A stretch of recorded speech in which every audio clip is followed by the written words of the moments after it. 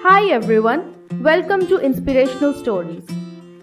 जब भी हम किसी सक्सेसफुल इंसान को देखते हैं तो ये सोचते हैं काश मैं भी उनकी तरह सक्सेसफुल होता, लेकिन हम मोस्ट ऑफ द टाइम उनके सक्सेस को ही देखते हैं और सोचते हैं शायद वो बहुत लकी था।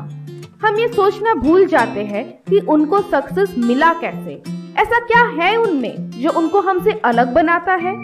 सर स्टीफन कोवे, जो कि एक इंटरनेशनल बेस्ट सेलर बुक के ऑथर है, अपनी एक famous book the 7 habits of highly effective people में ऐसी 7 सीक्रेट्स के बारे में लिखा है जो एक सक्सेसफुल पर्सन अपनी लाइफ में हमेशा फॉलो करता है, पर शायद ही किसी के साथ शेयर करता है। इस वीडियो में इन 7 सीक्रेट हैबिट्स और आप इन हैबिट्स को कैसे और किधर अप्लाई कर सकते हो अपने लाइफ में, इसके बारे में आपके साथ शेयर करूंगी। तो चलिए हैबिट नंबर 1 में, बी प्रोएक्टिव। इस दुनिया में 2 कैटेगरी के लोग होते हैं, प्रोएक्टिव और रिएक्टिव। इसका मतलब क्या हुआ? मान लीजिए 2 आदमी अपनी फैमिली के साथ कोई ट्रिप पे गए हैं। पहला आदमी सिर्फ टिकट बुकिंग करके रखता है और ये सोचता है कि मैं होटल बुकिंग बाद में जाके करूंगा, और लास्ट मोमेंट में भागदौड़ के कारण अपनी पैकिंग भी ठीक से नहीं करता है। जब उसको जरूरत की सामान नहीं मिलती है तब वो अपनी सिचुएशन को दोष देता है और ब्लेम गेम शुरू कर देता है। ऐसे इंसान को रिएक्टिव पर्सन बोला जाता है। लेकिन दूसरा आदमी टिकट बुकिंग के साथ साथ होटल बुकिंग और अपनी इम्पोर्टेंट चीजें पहले से ही पैकिंग करके रखता है ताकि जरूरत के टाइम पर उसको कोई प्रॉब्लम ना हो।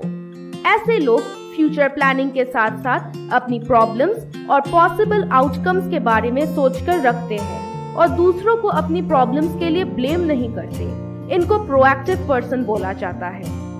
ये एग्जाम्पल था अपने डेली लाइफ का। वैसे ही मान लीजिए 2 आदमी है जिनको सेम स्किल के लिए सेम नौकरी एक कंपनी में मिला था, लेकिन टाइम के साथ साथ जब टेक्नोलॉजी आगे बढ़ा तब कंपनी ने डिसाइड किया कि उनको न्यू स्किल्स के लोग हायर करने हैं। उस वक्त कुछ लोग कंपनी के अगेंस्ट प्रोटेस्ट करना शुरू कर दिए और कुछ लोगों ने अपना टाइम यूटिलाइज करके खुद को और अपग्रेड किया और न्यू स्किल्स सीख कर उनका जॉब बच गया। जिन्होंने अपना टाइम स्किल डेवलपमेंट में यूटिलाइज किया वो है प्रोएक्टिव लोग, और जिन लोगों ने कंपनी को ब्लेम किया और प्रोटेस्ट करके अपना टाइम वेस्ट किया उनको कहते हैं रिएक्टिव लोग। तो दोस्तों, जब भी लाइफ में कोई प्रॉब्लम आए तब सोल्यूशन ढूंढ के एक्शन लेना जरूरी होता है, ना कि सिचुएशन पे रिएक्ट करके टाइम वेस्ट करना। Habit number 2, begin with the and in mind. ज्यादातर लोगों को सुबह उठने के बाद पता ही नहीं होता उनको पूरा दिन करना क्या है। पहले सुबह उठ के वो चाय पीते हैं, फिर सोचने बैठते हैं कि उनको करना क्या है, फिर मोबाइल लेके बैठ जाते हैं। ऐसे ही वो अपना टाइम पूरी तरह वेस्ट कर देते हैं। जबकि एक सक्सेसफुल आदमी सुबह उठ के सबसे पहले अपना माइंडसेट तैयार करता है कि उसे आज का दिन कैसे यूटिलाइज करना है, उसे क्या क्या काम खत्म करना है, और वो एक मेंटल सेटअप कर लेता है। ऐसे ही सक्सेसफुल लोग सबसे पहले अपना एंड गोल सेट कर लेते हैं और इसी बात को दिमाग पे रखते हुए एक्शंस लेते हैं। इस हैबिट का मतलब ये हुआ कि आपको कुछ भी करने से पहले उसके एंड रिजल्ट के बारे में क्लियर आइडिया होना चाहिए। Habit number 3, put first things first. एक सिचुएशन के साथ हम ये रिलेट कर सकते हैं। सपोज आप घर पे किसी मूवी का क्लाइमैक्स सीन देख रहे हो और एक फोन कॉल आता है। जैसे ही आप उठते हो तब आपको पता चलता है कि किचन पे आग लगी है और बच्चे के रोने की आवाज किचन से आ रही है। अब बताइए कौन सा काम आप सबसे पहले करेंगे? डेफिनेटली सबसे पहले आप किचन पे जाएंगे, अपने बच्चे को किसी सेफ जगह पे रखेंगे और फिर आग बुझाने की कोशिश करेंगे। तो habit number 3, put first things first, हमको ये सिखाता है कि हमको लाइफ में हर एक सिचुएशन को प्रायोरिटाइज करना जरूरी होता है। जो सबसे अर्जेंट काम है उसको सबसे ज्यादा इम्पोर्टेंस देना चाहिए। Habit 4, think win win. एक लोकल रेस्टोरेंट बहुत अच्छा खाना बनाता है, लेकिन उसका लोकेशन क्राउडेड एरिया में नहीं होने की वजह से उसको कस्टमर लिमिटेड मिलता है। वो रेस्टोरेंट एक फूड डिलीवरी ऐप जैसे स्विगी या जोमेटो के साथ जुड़ जाने के बारे में सोचता है। इसके बावजूद कि ऐसे कंपनीज कुछ पैसे अपने प्रॉफिट के लिए उनसे काट लेते हैं, लेकिन रेस्टोरेंट का फायदा उन चंद रुपयों की लॉस से काफी गुना ज्यादा है, क्योंकि उनको कस्टमर्स पहले से बहुत ज्यादा मिलेगा। सो ग्रेजुअली वो ऑनलाइन फूड डिलीवरी स्टार्ट करते हैं। ऐसे उनका पॉपुलैरिटी भी बढ़ जाता है। इसमें अगर देखा जाए तो फूड डिलीवरी ऐप और रेस्टोरेंट दोनों का फायदा है।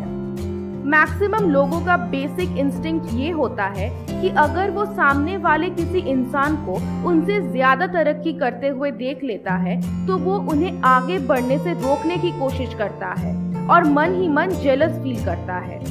उनकी सोच इतनी गिरी हुई होती है कि वो सामने वाले इंसान की मदद करने के बारे में सोच भी नहीं सकता, बल्कि उनको और ज्यादा डाउन करने की कामना करता है। लेकिन एक सक्सेसफुल इंसान ऐसा कभी नहीं सोचता। वो हमेशा दो तरफा फायदा देखता है। अगर उसे लगे कि सामने वाले इंसान की मदद करने से उसे कोई लॉन्ग टर्म फायदा हो सकता है तो वो बेझिझक उसकी मदद करता है। ये होता है विन विन सिचुएशन, मतलब दोनों पार्टी का फायदा। Habit number 5, seek first to understand then to be understood. बचपन में सबसे पहले हमको स्कूल में लिखना और पढ़ना सिखाया जाता है। शायद ही किसी ने आपको कभी सुनना सिखाया होगा, जो कि एक सक्सेसफुल इंसान का एक इम्पोर्टेंट क्वालिटी होता है। एक बार एक डॉग फूड कंपनी ने मार्केट में एक नया डॉग फूड प्रोडक्ट लॉन्च किया। उन्होंने बहुत जबरदस्त मार्केटिंग किया, बट प्रोडक्ट फेल हो गया। तो नेक्स्ट बोर्ड मीटिंग में कंपनी के डायरेक्टर ने सबसे पूछा कि फेलियर का क्या रीजन हो सकता है, जबकि हम लोगों ने प्रोडक्ट लॉन्च पे और मार्केटिंग में कोई कमी नहीं छोड़ी। तो पीछे से एक एम्प्लॉय ने बोला कि हमने न्यू प्रोडक्ट कभी डॉग पे ही ट्राई नहीं किया, शायद डॉग को ही हमारा प्रोडक्ट पसंद नहीं है। अगर डायरेक्टर ने अपनी पहली मीटिंग में ये बात समझने की कोशिश की होती तो शायद ये फेलियर नहीं देखना पड़ता। तो दोस्तों, हम अपनी डेली लाइफ में ऐसी इम्पोर्टेंट चीजें इग्नोर कर जाते हैं, क्योंकि सामने वाला क्या बोलना चाहता है हम लोग सुनना ही नहीं चाहते। कोई जब कुछ बोलता है तब ये समझना भी जरूरी है कि वो क्या और क्यों बोल रहा है। ये अंडरस्टैंडिंग एक सक्सेसफुल इंसान बनने के लिए बेहद इम्पोर्टेंट हैबिट है, जो कि आपको फॉलो करना चाहिए, क्योंकि जब तक आप सामने वाले की व्यू नहीं समझोगे तब तक आप भी अपनी व्यूज उन तक नहीं पहुंचा पाओगे।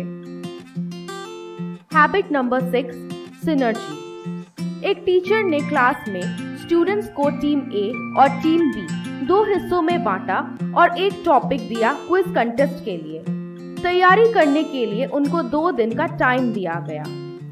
टीम ए ने डिसाइड किया कि हर एक इंडिविजुअल स्टूडेंट टॉपिक को पूरा पढ़ के आएगा और समझ के आएगा, और दूसरे साइड में टीम बी ने पूरे टॉपिक को अलग अलग पार्ट में डिवाइड किया और सबने एक एक पार्ट बहुत अच्छे से प्रिपेयर किया। 2 दिन बाद क्विज कंटेस्ट में टीम बी का परफॉर्मेंस टीम ए से बहुत अच्छा हुआ। इसका रीजन ये था कि टीम बी के पास पूरे सब्जेक्ट का नॉलेज टीम ए से कई गुना बेहतर था। टीम ए के स्टूडेंट्स इतने कम टाइम में पूरा सिलेबस नहीं कंप्लीट कर पाए, क्योंकि उन्होंने इंडिविजुअली सब्जेक्ट को पढ़ने का टारगेट किया था। सिनर्जी एक ऐसा क्वालिटी है जिसकी मदद से हम जो काम अकेले नहीं कर सकते वो दूसरों के साथ मिलके अचीव कर सकते हैं और प्रोडक्टिविटी कई गुना बढ़ा सकते हैं। आप सोच कर देखोगे तो हर एक सक्सेसफुल इंसान इसे अपने लाइफ में फॉलो करता है।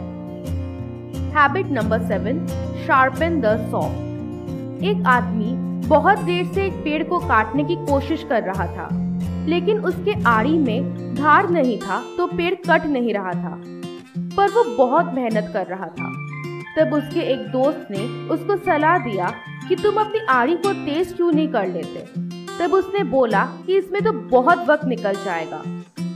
हम भी अपने लाइफ में कभी कभी इसी तरह स्टूपिड काम करते हैं। हम दिन के 24 घंटों में से अपने हेल्थ के लिए 15 मिनट भी नहीं निकाल पाते हैं।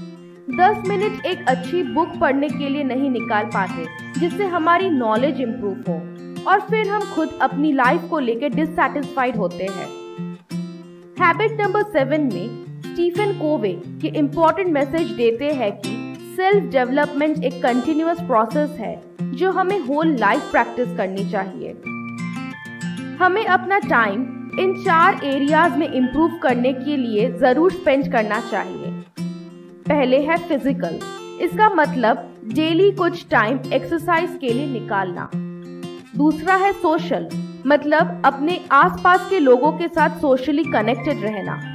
तीसरा है मेंटल, मतलब अपना नॉलेज इम्प्रूव करना, जैसे कि डेली कोई अच्छी बुक पढ़ना। और चौथा है स्पिरिचुअल, मतलब अपने आप से कनेक्शन बनाना, खुद को और बेहतर समझना, जैसे डेली थोड़ा मेडिटेशन करना। अगर हम खुद को इन 4 एरियाज में इम्प्रूव कर सकते हैं तो हम आसानी से ये 7 हैबिट्स फॉलो कर पाएंगे। तो दोस्तों, अगर आपको इस वीडियो से फायदा हुआ हो तो इसे लाइक करें। अगर आप अपने दोस्तों के साथ इन 7 सीक्रेट हैबिट्स को शेयर करना चाहते हैं तो वीडियो को प्लीज शेयर करें, क्योंकि ये आपके विन विन सिचुएशन क्रिएट करने का पहला स्टेप होगा।